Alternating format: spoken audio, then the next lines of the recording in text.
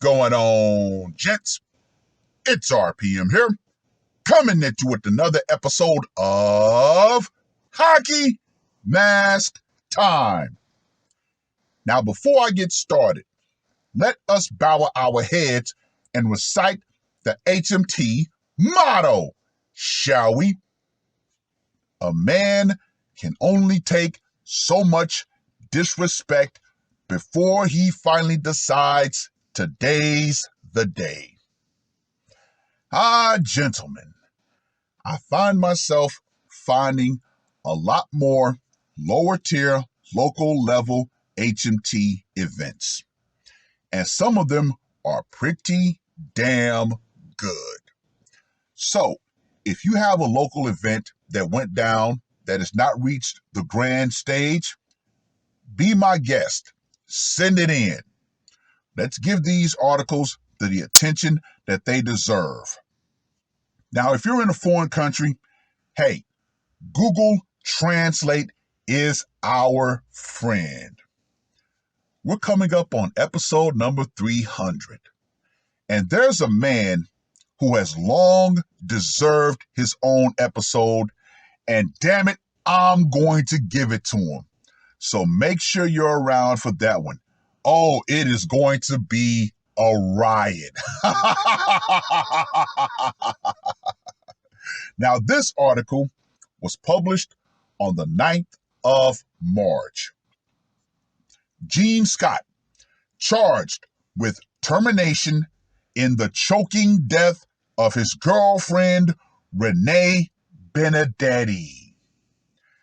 Gentlemen, I truly ain't shit, because the first thing that came to my mind as I read this article was this.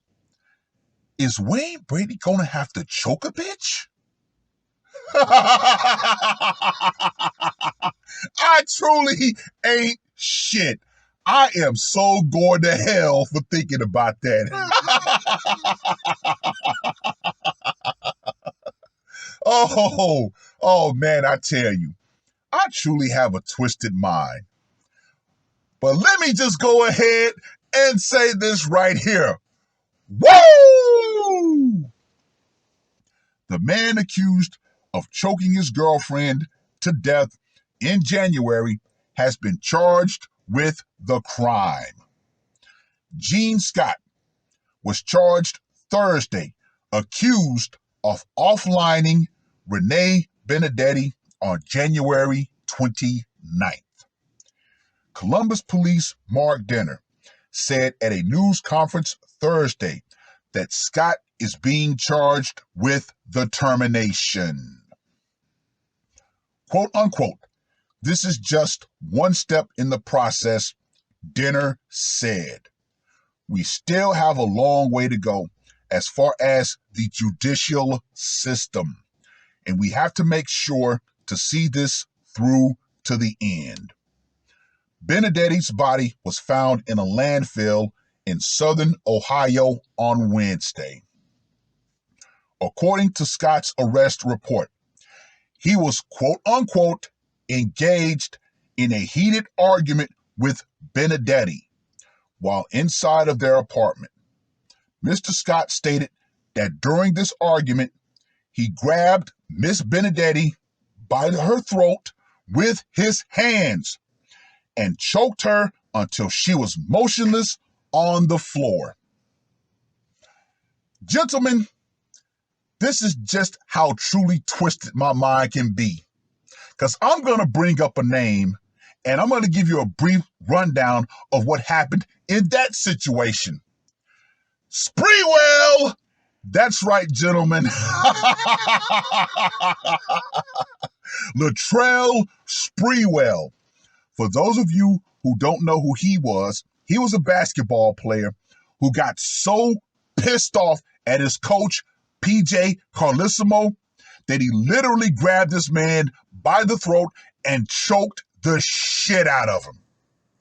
Man, I must say, cutting off someone's air supply, that right there, you know someone's mad when they're willing to choke the living shit out of you.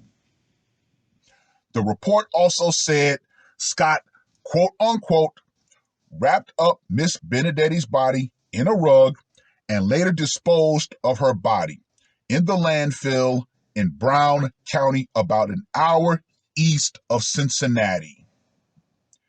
Denner also said that investigators from several agencies searched the Rumpke landfill for 2.5 weeks before they discovered Benedetti's body. Denner said Cleveland police investigators called Columbus police on January 31st about a possible homicide that may have been connected in some way to Columbus. Upon investigating, Denner's team posted a missing persons report for Benedetti, who was last seen January 26th. But they could not confirm that a homicide had taken place. 18 hours later, Denner said investigators found Scott in Kentucky and he was taken into custody and arrested on weapons charges. Several days later, Scott was extradited back to Columbus, where he shared with detectives the details that led them to the landfill in Brown County on February 23rd.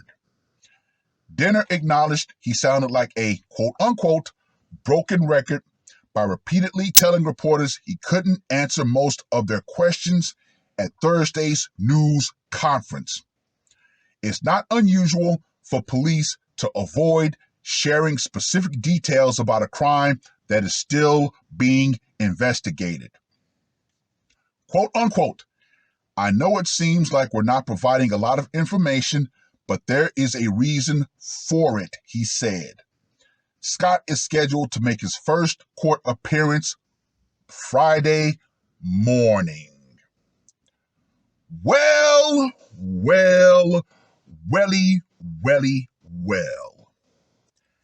Here we are, another woman who decided she was not going to back down. Far too many women have been utterly and totally brainwashed and programmed to believe that they can step into the violent world of men and come out unscathed. Ladies, those days are fast coming to a close. You see that little thing called equality that you say men and women are equal? You forgot one key ingredient to that recipe. The fact that men have an unspoken contract between us. We know that if things go left, things can get physical very fast. But you, for some odd reason, refuse to get that lesson. Well, anyway, let's get to that scorecard, shall we? For location, went down in their apartment. Gotta give it a 10. Method of execution, the hands of hate. You know I'm giving that a 20. Psychological impact, I'm going to give this one a 5. And for the brutality factor, come on now, choking? She literally had to watch this man take her breath away. Yeah, his face was the last thing she saw before it all faded to black.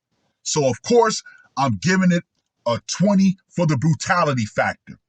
So, Gene Chokeahole Scott gets a score of 55. Ladies, we keep trying to tell you, you are not built for the violent world of men. You truly are not. We're bigger, we're stronger, we have more muscle density, we have more bone density, we have faster hand, eye coordination. We have better reflexes. We have more hand strength. Like this man demonstrated when he set Circle William on her. Now, of course, all of my Navy buddies will understand the term Circle William. Basically, when the ship enters a CBR environment, we have the ability to shut off all ventilation that leads to outside. And also, they can be brought inside. So basically, we can turn the ship into an airtight environment, i.e., cutting off the outside air supply, which, when you choke somebody, you cut off their air supply, i.e., Circle William. But you women simply don't understand or refuse to understand. Yes, at this point, more and more men are going to treat you as equals, i.e., the unwritten or unspoken code between us men. Guess what? It's going to be applied to you. You cross a certain line, guess what? You might get knocked out. Hey, it is what it is, ladies. The more things go south in this society, the more things go left, yeah, more and more men are willing to go there with you. They're willing to get physical. They're willing to put the mask on. Hey, what more can be said? This woman said or did something that made her become the bane of this man's life. So what did he decide to do?